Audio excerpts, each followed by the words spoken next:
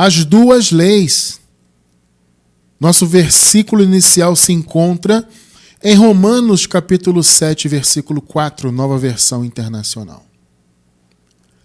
Assim, meus irmãos, vocês também morreram para a lei, por meio do corpo de Cristo. Observaram bem, né? Morreram para a lei, por meio do corpo de Cristo, para pertencerem a outro, aquele que ressuscitou dentre os mortos, a fim de que possamos frutificar para Deus. Glórias ao Senhor, né? Que palavra!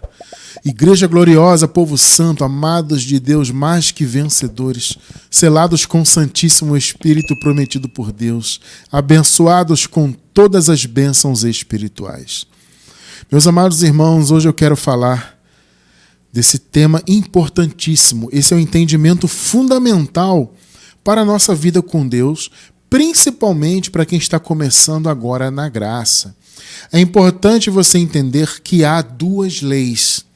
Para uma, nós já morremos. Vocês acabaram de ler aqui, né? Vocês, Paulo falando, né? Vocês morreram para a lei. Veja, amados, esta é a grande realidade que a maioria dos que se dizem cristãos, seguidores de Deus, etc., a maioria não percebe, não sabe. Já morremos para a lei.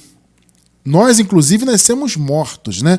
Esses irmãos aqui, vamos dizer assim, eles estavam vivos para a lei porque eles nasceram antes da cruz, né? A lei vigorou, a rigor, ela vigorou até a cruz. Na cruz foi o fim da lei, porque Jesus disse na cruz, está consumado, né?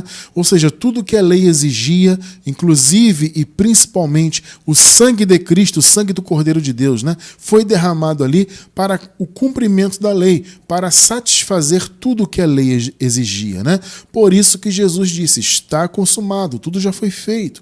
Então ali, a rigor, foi o fim da lei. É claro, nós sabemos que a lei continuou sendo praticada no Templo de Jerusalém até que ele fosse destruído no ano 70, né? Então houve esse período da morte e ressurreição de Jesus até a vinda do reino no ano 70, onde o Templo de Jerusalém fora destruído. Ali foi o fim definitivo das práticas da lei, né? Pelo povo judeu, porque Jesus morreu, ressuscitou, mas os judeus continuaram com as práticas da lei no templo. Tudo continuou funcionando ali na prática, né? Apesar de Jesus já ter colocado fim nela na cruz, né? Mas tudo continuou ali funcionando, né? Sendo praticado.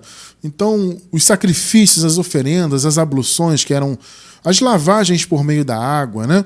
Os dízimos eram entregues e todo aquele mover sacerdotal, tudo continuou acontecendo ali até que na vinda do reino de Deus, aquele templo, como Jesus havia profetizado, inclusive em Mateus 24, né? Que não ficaria pedra sobre pedra daquele templo, o templo foi destruído, então a lei teve o seu fim definitivo na prática.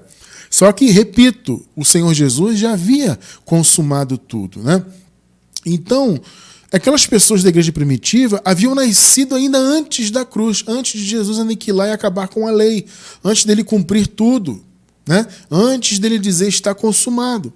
Então aquelas pessoas, entre aspas, estavam vivas para a lei, tá bom? E veja, não eram só os judeus não, tá? Existe um equívoco, um raciocínio muito equivocado, de que a lei dizia respeito apenas aos judeus. Veja, ela dizia respeito apenas aos judeus no que tange a questão do cumprimento dos mandamentos. Entende? A lei foi dada exclusivamente para os judeus no que tange o cumprimento dela, a observância. Então os judeus eram guiados, né, pela lei, eles eram conduzidos pela lei, não só do ponto de vista religioso, mas cívico também. Então, se você pensar somente nesse ponto de vista, claro, a lei foi só para eles.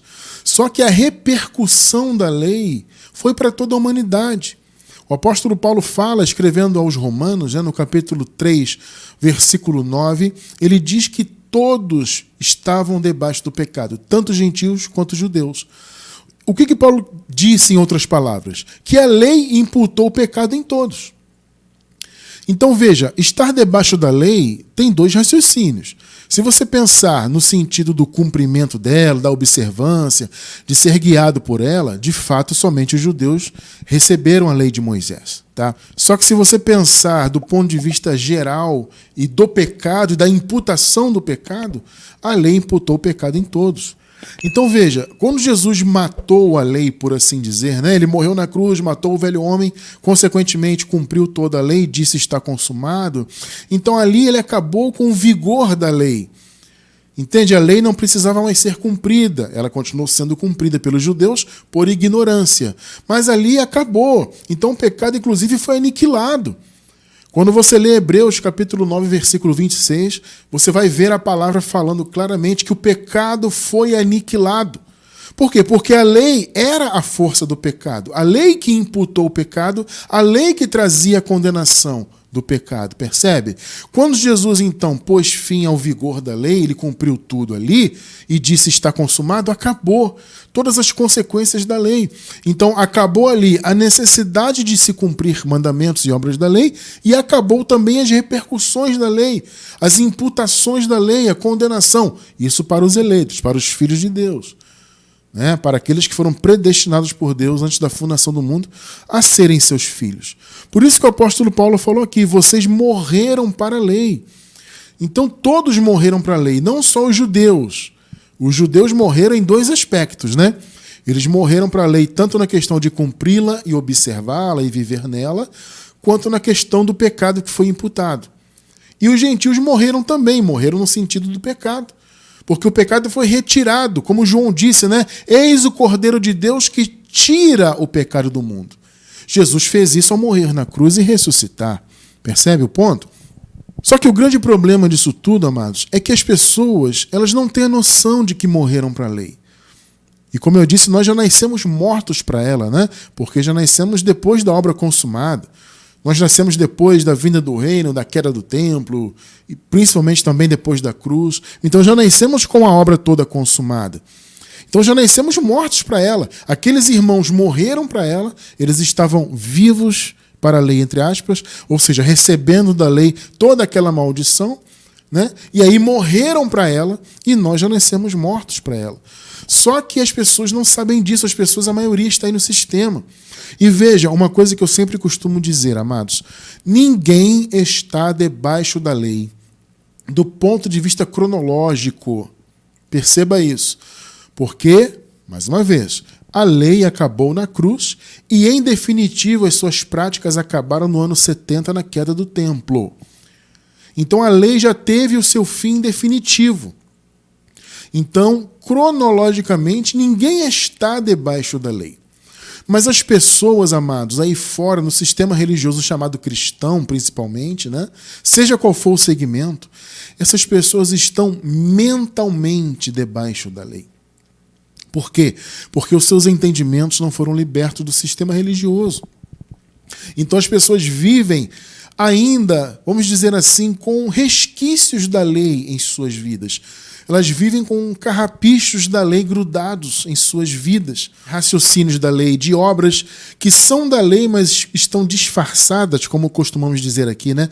Disfarçadas de obras da graça. Eles pensam que são obras concernentes ao novo pacto, mas não são.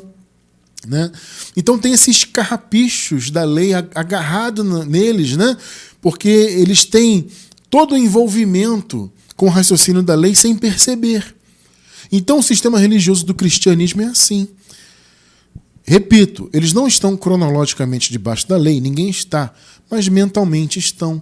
Porque todo o raciocínio da lei, toda aquela dependência sacerdotal, a dependência de um templo. Veja, isso é conceito da lei, gente. Os judeus que cumpriam a lei, eles tinham aquela dependência, por exemplo, do templo de pedra. Quando os judeus faziam as suas orações, quando eles estavam distantes, né, do templo, eles oravam em direção ao templo. Tudo da religião judaica era centralizado no templo de Jerusalém. Percebe? Deus se manifestava ali no templo para receber as oferendas pelos pecados. Percebe? O templo era o centro de tudo. Então vocês podem notar que essa dependência templária que as pessoas têm hoje vem justamente desse raciocínio do Antigo Pacto. Perceba isso. Vocês notaram? Estudamos semana passada sobre isso, né? Falamos dessa questão de templo e tudo mais. Se você não assistiu, convido você a assistir ao estudo passado. Vai estar na descrição do vídeo no YouTube nosso. Nesse vídeo que você está vendo agora, aqui na descrição você vai encontrar o link do estudo anterior. Falamos sobre isso, dessa dependência templária que as pessoas têm, porque elas acham que a igreja é o templo, entende? Ela não percebe que a igreja é ela mesma juntamente com as pessoas, né? Ou seja, a igreja é o conjunto dos filhos de Deus. São as pessoas. O templo são as pessoas. Não é um local construído por mãos humanas. Mas as pessoas têm essa dependência do templo e do sacerdote que ali está, seja qual for o nome que se dá ao cargo, né? Ah, é apóstolo, é bispo, é pastor, é padre, é diácono, é evangelista. Não importa. As pessoas têm aquela dependência daquele líder religioso, a dependência sacerdotal, como se aquele líder fosse uma espécie de ponte, né, entre Deus e as pessoas. Inclusive os católicos têm isso mesmo, né? O líder maior deles é chamado de pontífice. Pontífice é o quê? É uma ponte, é uma ligação. É como se o líder maior dos católicos fosse a ligação direta dos católicos com Deus. Percebe? Tudo isso é um absurdo total. Tudo isso vem de quê? Do raciocínio do Antigo Pacto. Perceberam? As pessoas não estão no Antigo Pacto cronologicamente, de fato, mas mentalmente elas estão. Então essa dependência de cerimonialismos, por exemplo, né? Essa coisa de passar um óleo na cabeça. Ah, me unge aqui, pastor, passa um óleo na cabeça, preciso de uma bênção. Gente, esse óleo é o quê? Esse azeite, óleo que se passa na cabeça das pessoas. É um símbolo do Espírito Santo. Antes do Antigo Pacto havia essa questão de unção com óleo, simbolizando a presença do Espírito. Gente, você não tem que simbolizar o Espírito, ele já habita em você. A obra já foi consumada, as bênçãos espirituais já foram concedidas. O Espírito Santo já habita na sua vida. Então você não tem que simbolizar, passar um óleo poderoso, um óleo ungido, sabe? Esse raciocínio vem de lá. A dependência de jejuar para ter poder. As pessoas não vivem assim hoje em dia. Ah, eu vou fazer um jejum para buscar poder, para ter mais comunhão com Deus, para ter mais intimidade. A pessoa faz um jejum, ela se sente mais espiritual. Isso vem da onde? Do Antigo Pacto. Vocês estão percebendo? Comer Santa Ceia na igreja. Santa Ceia nada mais é do que um resquício da Páscoa judaica. É uma lembrança da última Páscoa que Jesus fez. Então não deixa de ser a Páscoa, de certo modo. E as pessoas estão comendo e bebendo e achando que aquilo está trazendo comunhão para elas com Deus. Isso não é comunhão, isso é só cerimonialismo. Comer e beber na igreja não traz comunhão com ninguém, principalmente com Deus. Porque a verdadeira comunhão, como vimos no estudo passado, é a presença do Espírito Santo em nós. Todos nós estamos comungados em Cristo, reunidos nele. Mas as pessoas pensam que um cerimonialismo religioso, comer um pedacinho de pão da padaria e beber um suco maguari, isso traz comunhão. Isso é um absurdo total. Mas de onde vem isso? Do Antigo Pacto. Vocês estão percebendo o ponto? O Antigo Pacto tem sido referência para as pessoas, ainda que elas pensem que estão no Novo. E estão de fato, né? Só que elas pensam que estão no Novo, vivendo em resquícios do Antigo, envolvidas aí no sistema templário religioso. Quer ver um outro exemplo? O pecado. Amado, vamos lá. Pergunte para qualquer pessoa no meio do sistema, seja católico ou evangélico, não importa. Qualquer que seja o segmento. Pergunta se ele se vê como pecador. Sabe o que ele vai responder para você? Sim, eu sou pecador. Só que ele fala isso por quê? Porque ele não sabe que isso é um absurdo. Você, na nova aliança, se declarar pecador é pisar no sangue de Jesus. É negligenciar a graça de Deus. Vocês estão percebendo? É gravíssimo, mas as pessoas não percebem. Ah, irmão Cristiano, mas como assim não somos pecadores? Não, amados, não somos achados pecadores por Deus. Mas nós não temos falhas, irmão Cristiano. Sim, na carne todo mundo tem falha, mas Deus não nos enxerga como pecadores, porque Jesus já morreu para resolver isso. Ele morreu e ressuscitou. Quer entender essa questão do pecado? Vou deixar na descrição do vídeo uma playlist completa sobre o assunto pecado. Quer entender a visão da graça em relação à questão do pecado? Assista aos estudos dessa playlist, ela vai estar na descrição do vídeo no YouTube pela gravação. É fundamental você entender isso, principalmente você que está chegando agora na graça. Então esse raciocínio de ser pecador, ele vem de onde? Vem do Antigo Pacto.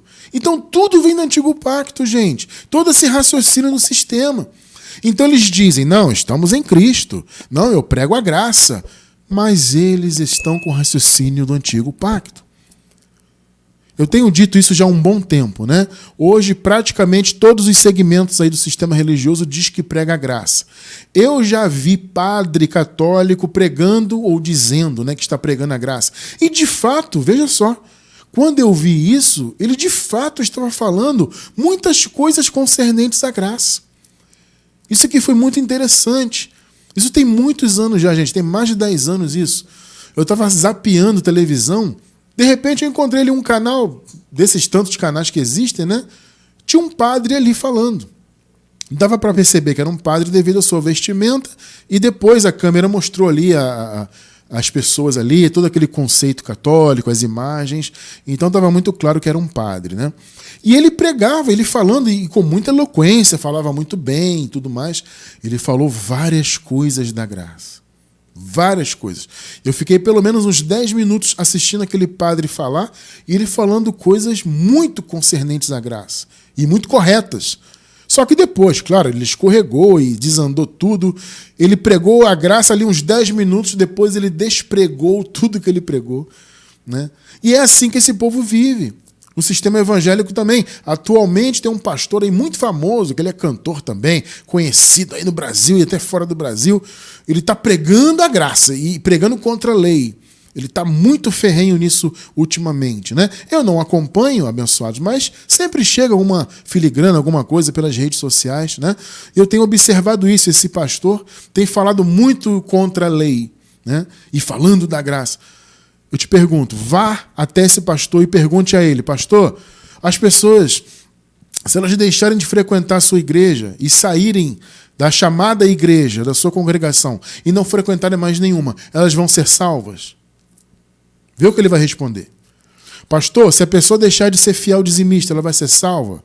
Pastor, se a pessoa deixar de tomar Santa Ceia, vai ser salva? Pergunta para ele o que ele vai te dizer, né? Ah, se a pessoa não confessar o pecado, ela vai ser salva? Pergunta para ele o que ele vai dizer. Ele vai dizer que não. Por quê? Porque por mais que ele diga que pregue a graça, ele não prega a graça. Por mais que ele diga que está falando contra a lei, ele está vivendo na lei, mentalmente, tá? Mentalmente, como eu digo, é bom reforçar isso. Entende? Não cronologicamente. Cronologicamente, só esteve de fato debaixo da lei quem nasceu e viveu antes da cruz. Tá bom? É bom que isso fique claro. Só que, como eu falei no início, né, os resquícios da lei estão na mente dessas pessoas. Então elas até podem dizer que estão pregando a graça, mas não estão. Então, alguma outra coisa elas acertam.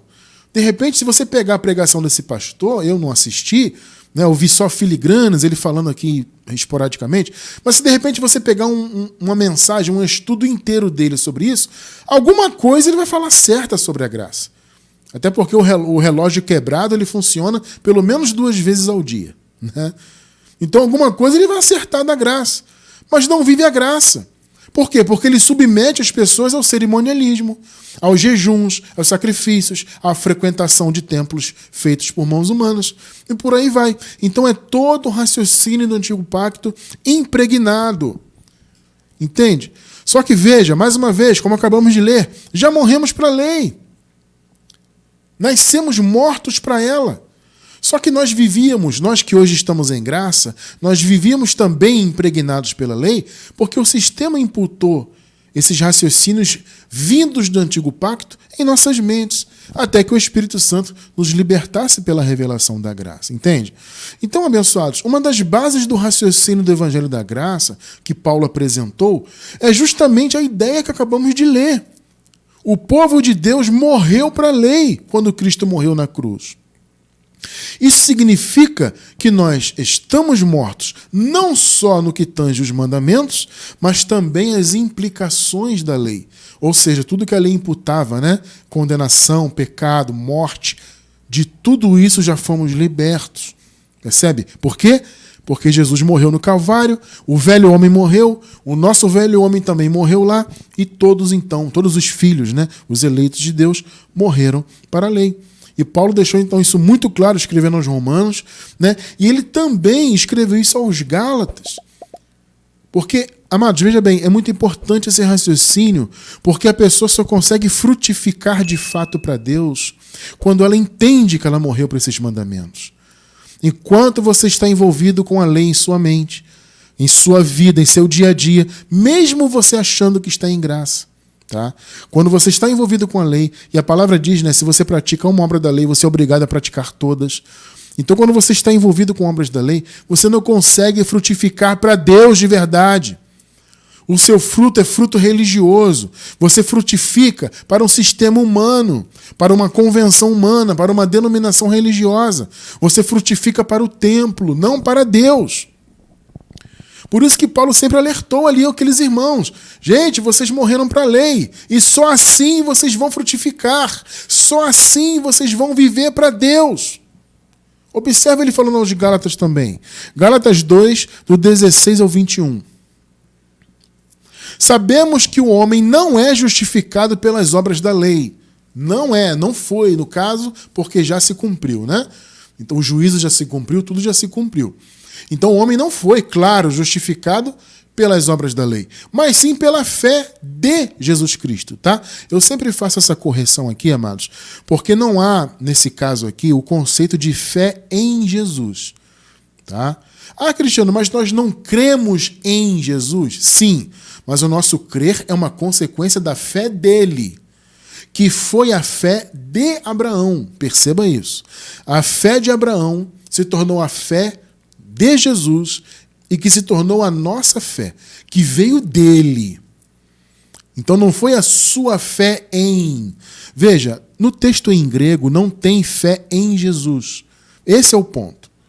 Entende? Então uma coisa é você crer em Jesus pela fé de Jesus em você. Isso é uma coisa. Outra coisa é a fé ser sua. Então essa tradução tradicional, inclusive a nova versão internacional que estamos lendo, que eu gosto, vocês sabem, né? Eu gosto bastante da nova versão internacional porque eu vejo ela como uma tradução bem equilibrada. Mas mesmo ela não corrigiu esse problema aqui. Até porque, amados, isso vai contra o que o sistema prega, né? O sistema religioso diz que nós temos fé por nós mesmos e que nós decidimos ter essa fé para aceitar Jesus. Por isso que eles traduzem como fé em Cristo, como se fosse uma fé minha que eu tive em Cristo. Não, é a fé de Cristo. Então, se as pessoas foram justificadas, e foram, os eleitos de Deus no caso, eles não foram justificados pela sua própria fé que eles decidiram ter em Cristo. Não há esse conceito no texto bíblico. Por isso que eu sempre coloco aqui entre parênteses, no caso, corrigindo, tá? Mas sim pela fé de Jesus Cristo. Tá bom? Veja, eu vou deixar na descrição do vídeo um estudo onde eu me aprofundo um pouquinho mais sobre essa questão. Da fé em para a fé de Jesus, tá? Então, se nós cremos em Cristo, e nós cremos, é porque foi a fé dele implantada em nós. Então, a justiça não é a sua fé que você decidiu ter. Foi a fé do próprio Senhor Jesus. E que redundou na sua fidelidade em cumprir a obra, né? Porque, no final das contas, a palavra fé no grego também significa fidelidade. Então a fé do Senhor Jesus redundou na sua fidelidade em cumprir a obra. E através disso, pela graça, o povo de Deus foi justificado. Por isso que é importante esse raciocínio. Não é fé em Jesus, mas a fé de Jesus. Muito bem, fecha parêntese, né? Sabemos que o homem não é justificado pelas obras da lei, mas sim pela fé de Jesus Cristo. Assim, nós cremos em Cristo. Como eu falei, cremos em Cristo pela fé dele em nós. Assim, nós também cremos em Cristo Jesus para sermos justificados pela fé de Cristo, não pelas obras da lei, porque pelas obras da lei ninguém será justificado. E de fato ninguém foi justificado no juízo final pelas obras da lei. 17. Se, porém, procurando ser justificados em Cristo, ou seja, o que significa isso, irmão? Procurando ser justificados. O Paulo está falando o seguinte, olha, nós não vivemos debaixo da lei. O sentido de procurar ser justificado em Cristo é você abrir mão da lei. É o que Paulo está falando. Se, porém, procurando ser justificados em Cristo, ou seja, não vivendo debaixo da lei, né? Formos, por isso, tidos pecadores, então Cristo é ministro do pecado? De modo nenhum. O que Paulo está dizendo aqui? Olha, alguns podem até nos enxergar como pecadores porque nós não vivemos debaixo da lei. Nós procuramos ser justificados em Cristo. Então alguém vai olhar para a gente e dizer, somos pecadores. Aí Paulo pergunta, Cristo por isso é ministro do pecado? Se alguém acha que eu sou pecador por eu não viver debaixo da lei, Cristo se tornou ministro do pecado? Entende? Em outras palavras, é isso que Paulo está falando. E ele diz, de modo nenhum. 18 e 19. Se reconstruo o que destruí, constituo a mim mesmo um transgressor. O Paulo está falando da lei. Porque, gente, o ministério de Paulo, a rigor, era destruir a lei. Destruir a lei, irmão cristiano, em que sentido? Na mente do povo de Deus. O ministério da graça é isso. Né? É retirar esses raciocínios do antigo pacto da mente do povo para que o povo possa viver a graça. Então Paulo fala, se eu reconstruo o que destruí, eu constituo a mim mesmo um transgressor. Se eu for apresentar a lei como um meio de a pessoa ser justificada, então eu mesmo sou um transgressor, porque eu não vivo debaixo da lei. Eu não vou reconstruir o que eu destruí. É isso que Paulo está falando, né? Ora, nós temos que viver a graça. Ora, se eu começar a apresentar a lei como algo que vai me levar à justificação e à salvação e tudo mais, e ser aceito por Deus por meio dela, então eu estou reconstruindo o que eu destruí já. O que o próprio Jesus destruiu na prática, né? E que Paulo destruía intelectualmente, vamos dizer assim, né? Pois, por meio da lei, vejam só, morri para a lei. Pegou? A mesma coisa que Paulo falou lá aos Romanos. O Paulo está falando aqui aos Gálatas. Por meio da lei, morri para a lei, a fim de viver para Deus. Perceberam, amados, a clareza do que Paulo fala? Em outras palavras, para alguém viver de fato para Deus, tem que ter em mente que ela morreu para a lei. Não tem meio termo. Ah, irmão cristiano, eu posso viver para Deus e ao mesmo tempo cumprir obras da lei? Não. O seu fruto não será para Deus.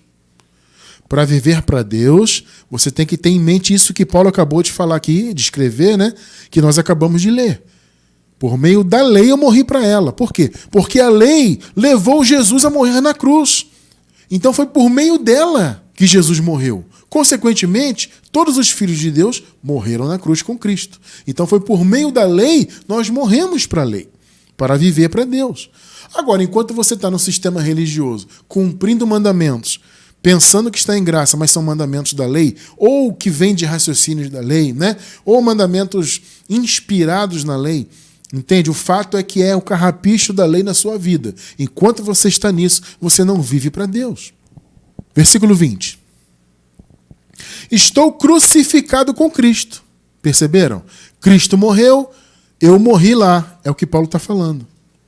E ele morreu lá por causa da lei. Então eu também morri por causa da lei. Então pela lei eu morri para a lei. Por isso estou crucificado com Cristo. Assim, já não sou eu quem vive, mas Cristo vive em mim. Maravilha, né? A vida que agora vivo no corpo, vivo-a pela fé no Filho de Deus, que me amou e se entregou por mim. 21. Logo, né, não anulo a graça de Deus. Pois se a justiça vem pela lei, Cristo morreu em vão. Perceberam? As pessoas aí fora, gente, elas pensam que a justiça ainda virá, elas ainda serão eventualmente justificadas no futuro por meio da vida delas. Entende? Elas acham que vão chegar diante de Deus futuramente e vão apresentar a Deus obras religiosas.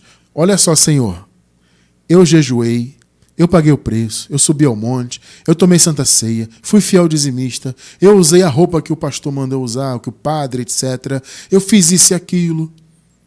Eu cumpri o cerimonialismo, Senhor, eu busquei o Espírito Santo, eu passei um óleo na cabeça. Percebe? Tudo do antigo pacto, né? E ela pensa que ela vai chegar diante de Deus e apresentar tudo isso para ser salva por meio disso. Gente, a maioria pensa isso aí. Não se engane, tá? O sistema religioso pode até dizer que vive na graça.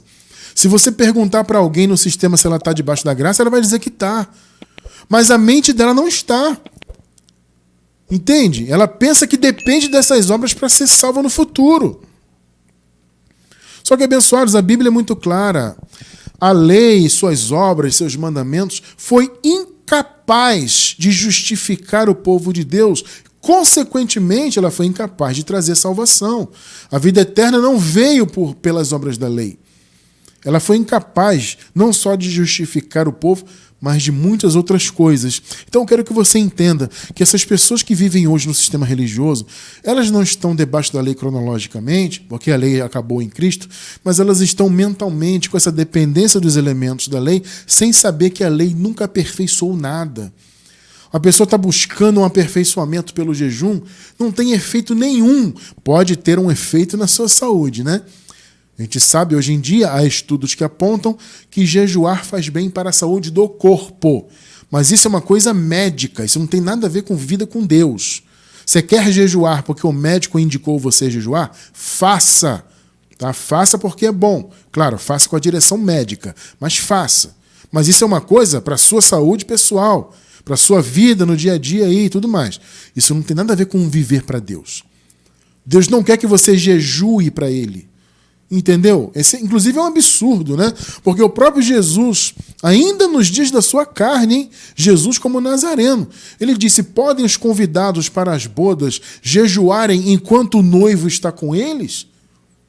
O noivo era ele mesmo, que no caso é o esposo da igreja, né? Ora, enquanto o esposo está presente, Jesus falou, não podem jejuar.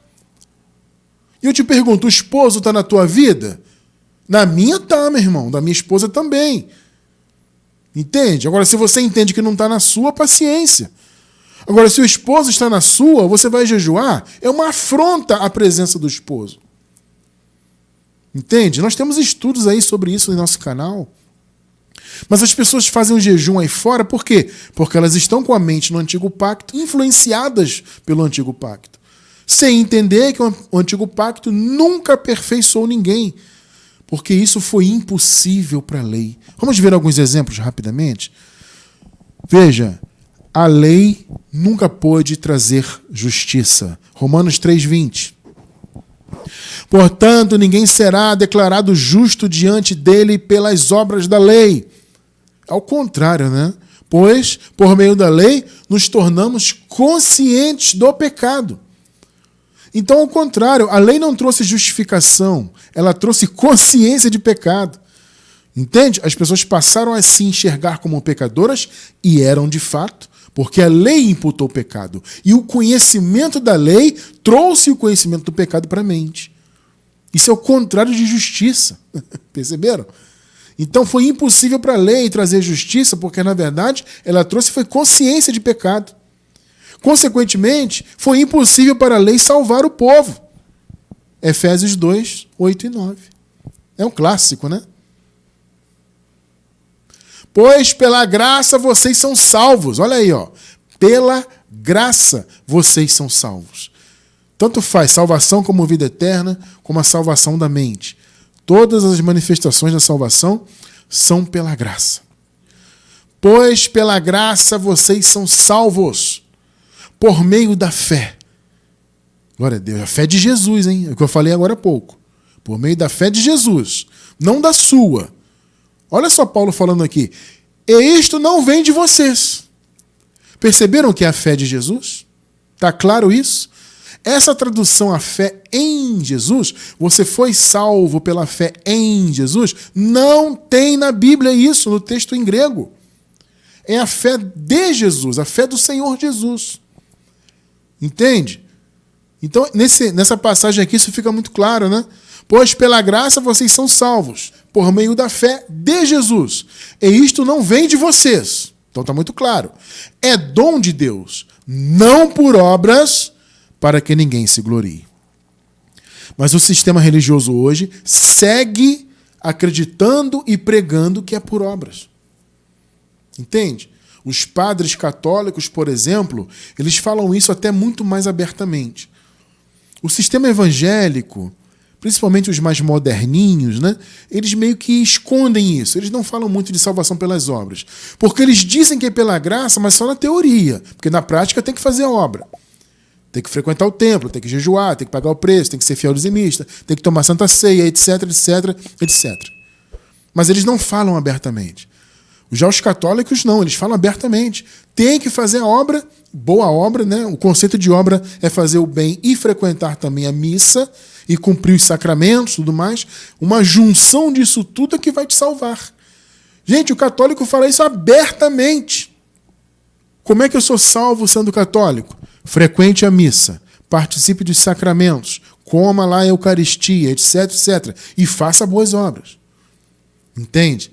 A junção disso vai trazer salvação para vocês. E o que você acabou de ler comigo na Bíblia, não por obras, para que ninguém se glorie. Não sou eu que estou falando, é a palavra. Outra coisa que a lei não fez, porque foi impossível para ela, purificar a consciência do povo de Deus. A consciência de pecado. Vocês podem notar, gente, devido à influência do Antigo Pacto, como eu falei no início, né, as pessoas até hoje têm a consciência de serem pecadoras. O que é um absurdo. Jesus morreu para aniquilar o pecado. Vou repetir o que João disse. Eis o Cordeiro de Deus que tira o pecado do mundo. Entende? Mundo, o sentido de mundo ali, é a totalidade dos eleitos de Deus. O Senhor retirou o pecado dos seus filhos. Só que as pessoas seguem tendo consciência de pecadoras. Por quê? Porque a mente delas está impregnada, as mentes, né, estão impregnadas pelo sistema religioso do Antigo Pacto. Então elas têm essa consciência de serem pecadoras. A mente está suja, a mente não foi limpa pela palavra. Entende? Então elas têm consciência de pecado. Ou seja, a consciência não foi purificada em relação à lei, em relação à imputação do pecado. Hebreus 9, do 12 ao 14. Vamos pontuar com a palavra, né? Não por meio de sangue de bodes e novilhos, ou seja, pelas oferendas lá da lei, né? Mas pelo seu próprio sangue. Ele, Jesus, né, entrou no lugar santíssimo de uma vez por todas e obteve eterna redenção. Veja, gente, de uma vez por todas. Coloquem sempre isso em suas mentes. De uma vez por todas. O que ele fez foi uma vez para sempre. Você não tem que fazer nada para ter redenção. Você não tem que pagar o preço, fazer isso e aquilo, cumprir obras da lei, cerimonialismos, ou mesmo fazer boas obras para você no futuro ter uma redenção. Não, ele já fez a obra. É aquilo que sempre dizemos aqui. As boas obras, elas são consequência dessa posição que temos. Elas não são a causa de nada. 13. Ora, se o sangue de bodes e touros, as cinzas de uma novilha espalhadas sobre os que estavam cerimonialmente impuros, os santificaram, de forma que se tornaram exteriormente puros, ou seja, uma purificação simbólica apenas, 14. Quanto mais o sangue de Cristo, que pelo Espírito Eterno se ofereceu de forma imaculada a Deus, purifica a nossa consciência de atos que conduzem à morte, para que sirvamos ao Deus vivo. A consciência de pecado, pecado que levava à morte, né? A consciência do povo foi limpa pelo sangue do Senhor. Ou seja, as pessoas deixaram de se verem como pecadoras. Este era o ensinamento principal do apóstolo Paulo, ou uma das bases, né, do seu raciocínio. Vocês não têm que ter consciência de pecado. O Senhor aniquilou o pecado. Vocês estão livres, né? Paulo não disse que a escrita de dívida foi cancelada e pregada na cruz? Percebe? Esse é o raciocínio da graça, gente. Então você não pode ter consciência de pecador. Ah, irmão Cristiano, mas se eu cometo um pecado na carne, né? Eu erro o alvo, né? Como é o sentido literal da palavra pecado, né? Pecado significa errar o alvo. Ah, irmão Cristiano, se eu erro o alvo com a carne, você vai colher as consequências, Deus vai te corrigir pela palavra, se necessário até te açoitar, etc, etc. Mas você não tem que ter consciência de pecador diante de Deus, porque a consciência do povo de Deus já foi limpa. Agora, claro, você só vive isso se você conhece a graça, né? Outra coisa que a lei não pôde fazer, aperfeiçoar o povo. Hebreus 10, versículo 1.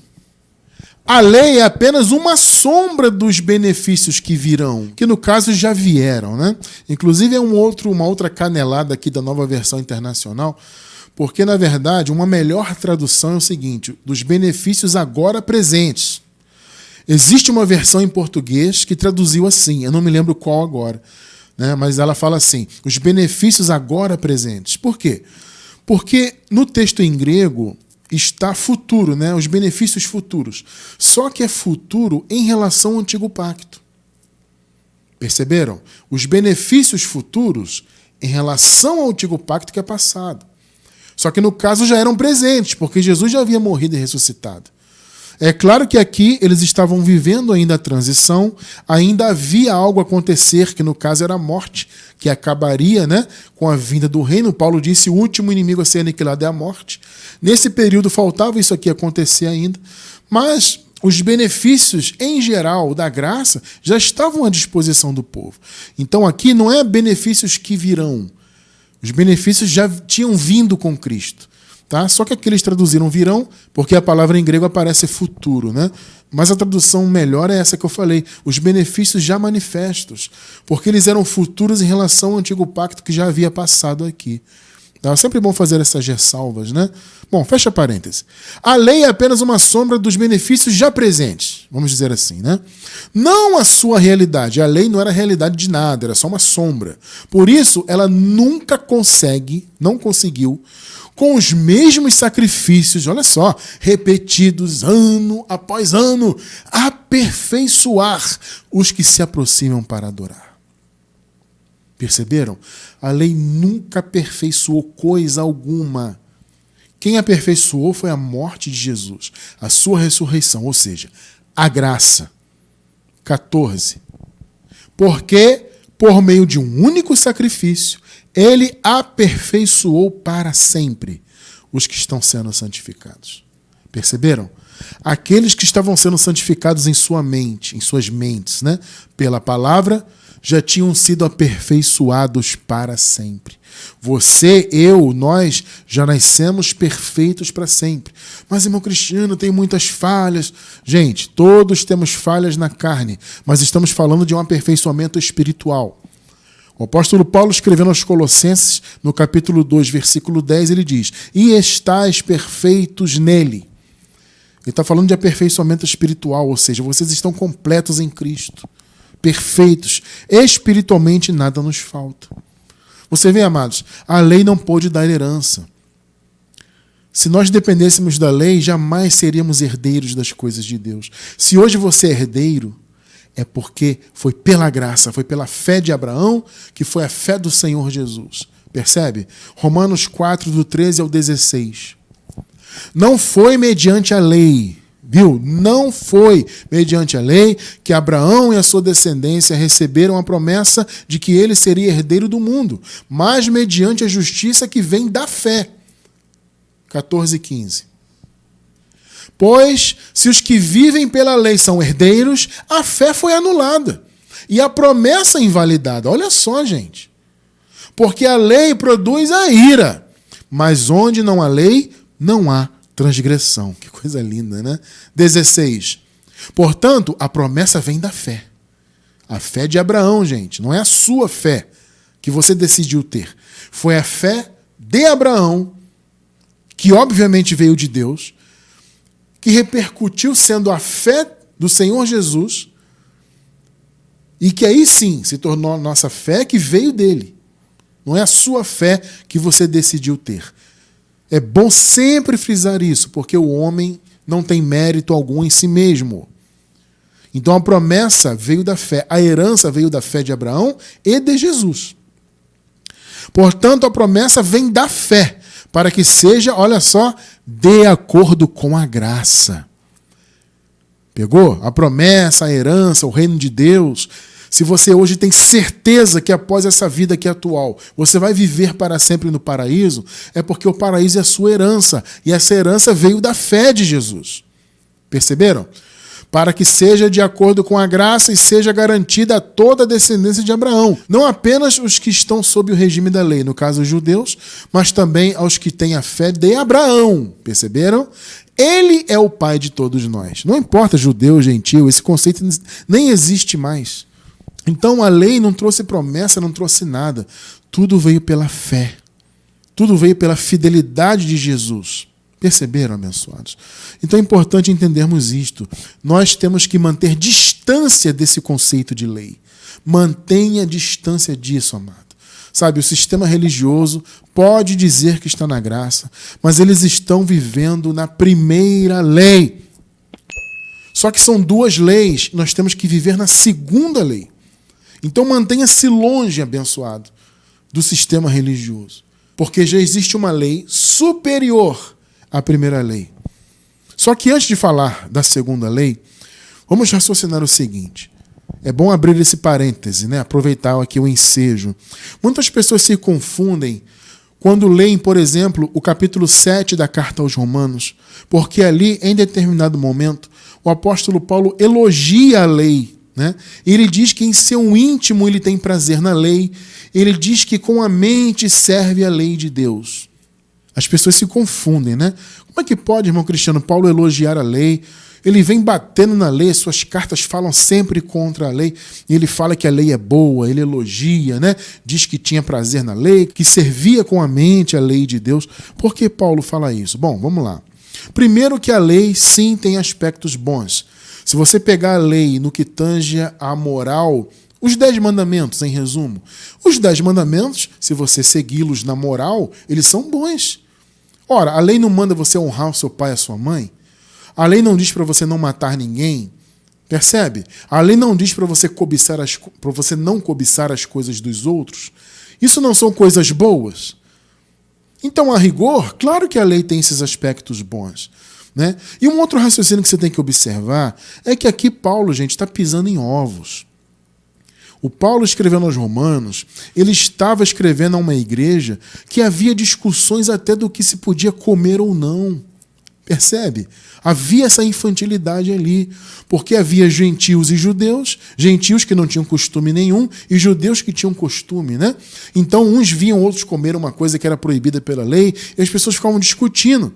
Inclusive na carta aos Romanos, Paulo fala, gente, o reino de Deus não é comida nem bebida, mas é justiça, paz e alegria no Espírito. Porque as pessoas viviam discutindo se devia comer isso ou aquilo ou não, e reparando aquele que comia, aquele que bebia isso e aquilo. Então, gente, veja, o Paulo está falando da lei, você pode observar, nós lemos no primeiro versículo de hoje, Romanos 7,4, Paulo deixa claro, vocês morreram para a lei, e ele vem batendo na lei. Só que tem um momento que ele dá aquela aliviada, né? Ele, bom, vamos pegar leve aqui, por causa da infantilidade de alguns. Então ele fala, gente, eu tenho prazer na lei, com a mente eu sirvo a lei. Mas veja, você vai ver já já que lei que de fato que Paulo seguia. Então aqui eu enxergo isso, para mim é muito claro, né? Uma estratégia de Paulo para minimizar toda aquela pancada que ele estava dando, por assim dizer, na lei, né? Então Paulo tinha que falar a sua verdade? Claro que sim. Mas em determinado momento ele dá uma amenizada, usa aqui, né, uma espécie de eufemismo, né? Eu tenho prazer na lei, aquela coisa toda. Percebe? Mas você tem que ter isso em mente, você tem que entender o contexto. Para quem Paulo está escrevendo? Obviamente, ali havia muitos judeus, assim como havia gentios naquela igreja. Né? Uma igreja, como eu falei, de conflitos, se devia comer isso ou aquilo.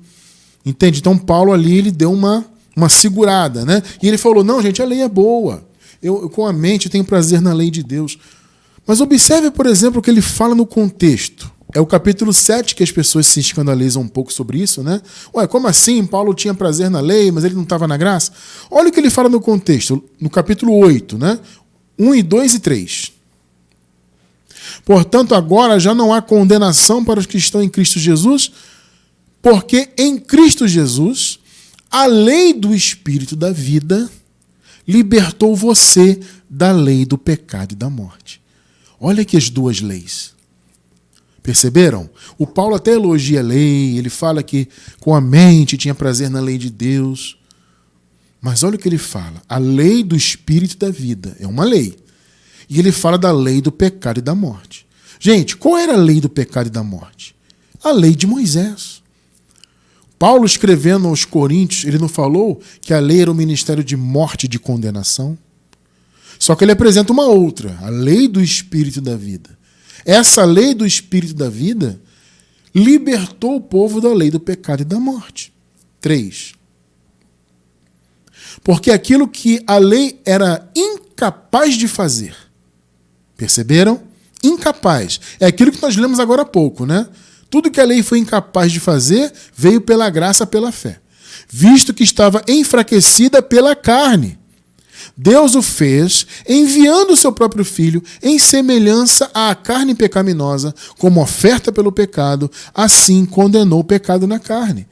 Então o pecado foi condenado porque Cristo se manifestou em carne e morreu na cruz para matar a carne. Perceberam? Pôs fim à lei, pôs fim ao pecado. Então, gente, o fato de Paulo elogiar a lei, dizer que com a mente tinha prazer na lei, entenda, gente, você tem que raciocinar, ver o contexto, para que ele está escrevendo, por que Paulo está pisando em ovos ali, elogiando a lei, percebe? Agora observe a lei a que Paulo estava submetido e que nós também estamos. 1 Coríntios 9, do 19 ao 21. Porque, embora seja livre de todos, fiz-me escravo de todos, a fim de ganhar o maior número possível de pessoas. 20. Para os judeus, olha só, gente, tornei-me judeu, a fim de ganhar os judeus. Era uma estratégia de Paulo. Para os que estão debaixo da lei, tornei-me alguém como se estivesse sujeito à lei. Agora veja, embora eu mesmo não esteja debaixo da lei. Aqui no caso a lei de Moisés, a primeira lei. Perceberam? Olha o que Paulo falou. Eu me coloquei como judeu, eu me submeti a algumas obras da lei, embora eu mesmo não esteja debaixo dela, a fim de ganhar os que estão debaixo da lei. Agora veja o 21. Para os que estão sem lei, no caso os gentios, né, tornei-me sem lei, embora não esteja livre da lei de Deus, olha só, mas sim sob a lei de Cristo. Perceberam? As duas leis são essas. A lei de Moisés, a primeira lei, e a lei de Cristo. A lei do Espírito da vida. A lei de Cristo. Nós estamos sob ela, meus irmãos.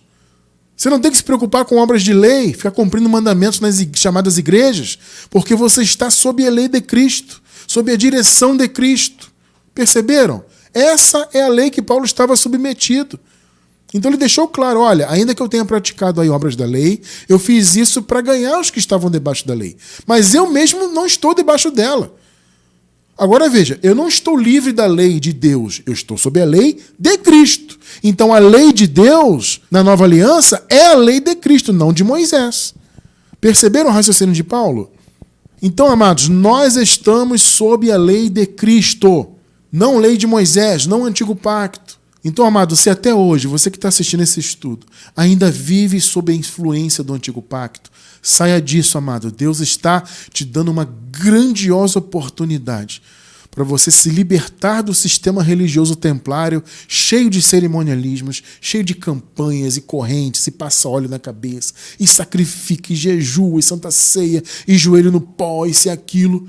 Deus está te libertando disso agora. Está libertando a sua mente disso agora.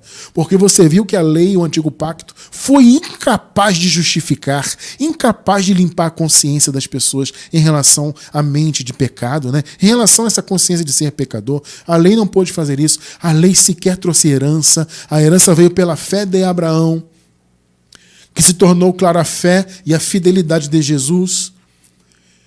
E isso sim trouxe a justiça. Então, nós estamos sob a lei de Cristo.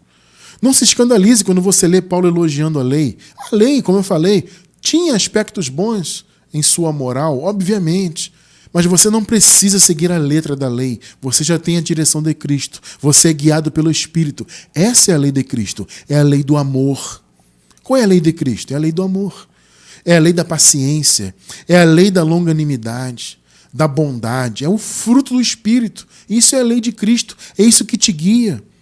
Você não precisa de mandamentos. Até porque, amados, Jesus veio para acabar com os mandamentos da lei. Entende? Você não precisa de templo construído por mãos humanas, porque Jesus veio para acabar com esse conceito. A sua vinda no seu reino nos anos 70 destruiu o templo de Jerusalém.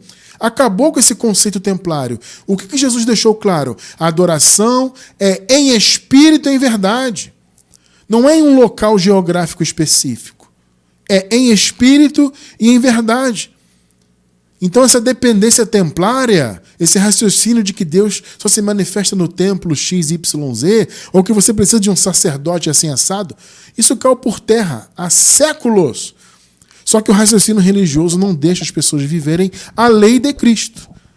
Então a lei de Cristo nos libertou da morte eterna, libertou aqueles irmãos do pecado, né? Eles haviam nascido debaixo do pecado antes da lei. Então a lei de Cristo, a lei do Espírito da vida, libertou aqueles irmãos da lei do pecado e da morte. Entende? E nós já nascemos livres de tudo isso. Então é bom ter essa consciência de que eu não sou pecador, que eu sou um abençoado com todas as bênçãos, né? Eu sou filho de Deus, eleito desde antes da fundação do mundo. Essa é a consciência da lei de Cristo. A primeira lei trazia consciência de pecado. A lei de Cristo traz a consciência totalmente pura em relação ao pecado. A consciência de que eu sou santo de Deus, mais que vencedor, abençoado com todas as bênçãos espirituais. Essa é a consciência da lei de Cristo.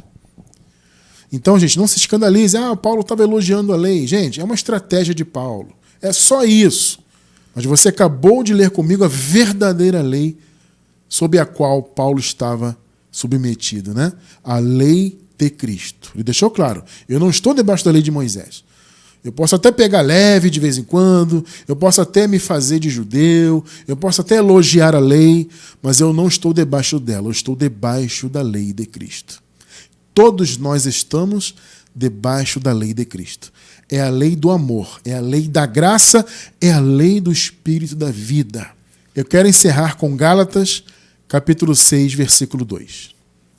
Levem os fardos uns dos outros, e assim cumpram a lei de Cristo. Perceberam? A lei de Cristo é amar. Quando você leva o fardo um do outro, você está amando. Entende? Como eu falei, a lei de Cristo é a lei do Espírito da vida. A lei de Cristo é o fruto do Espírito. O resto, gente, é religião. É a lei de Moisés, que por mais que ela não esteja mais em vigor, ela ainda influencia a mente daqueles que não estão debaixo da palavra da graça. Então louve a Deus, porque o Senhor abriu o seu entendimento e colocou você debaixo da segunda e definitiva lei, que é a lei de Cristo. Louvado seja o Criador por isso.